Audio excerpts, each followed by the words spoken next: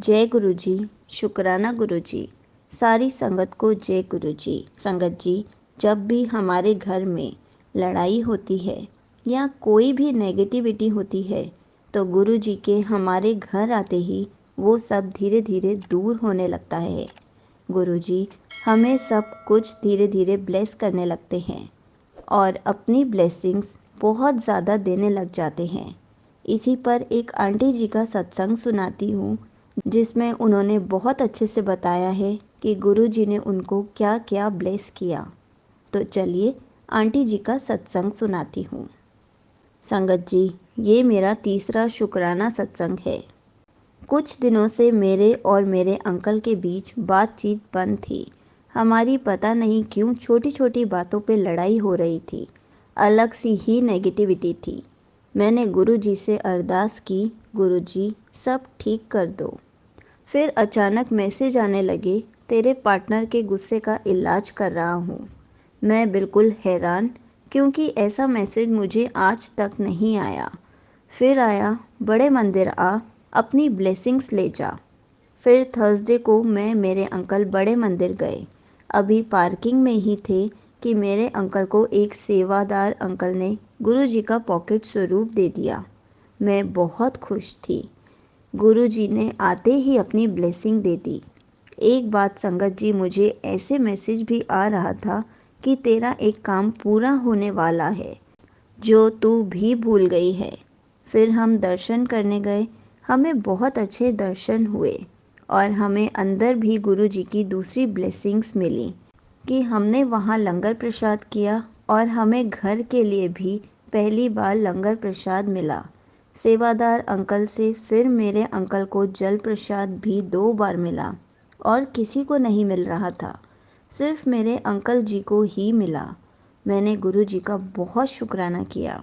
फिर जब हम वहाँ से निकले तो मेरे अंकल ने कहा, मेरे फ्रेंड के यहाँ चलते हैं जिनसे हमारे काफ़ी टाइम से बात नहीं हो रही थी, पर अचानक हमारा प्रोग्राम बन गया।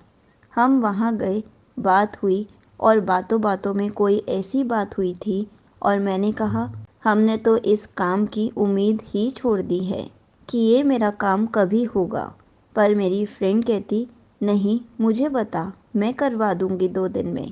मैंने उन्हें काम बताया और सच मानोगे 2 दिन में मेरा काम हो गया। मुझे नहीं पता घर बैठे बैठे जो हमने 1 साल पहले उम्मीद छोड़ दी थी कि अब ये काम कभी होगा ही नहीं, और वो काम गुरु जी ने झट से करवा दिया। फिर भी मेरी अंकल जी से बातचीत ठीक से शुरू नहीं हुई थी। फिर गुरु जी ने कहा, शिवरात्रि पे बड़े मंदिर आ। उस दिन भी मेरे अंकल को गुरु जी का लॉकेट प्रसाद मिला।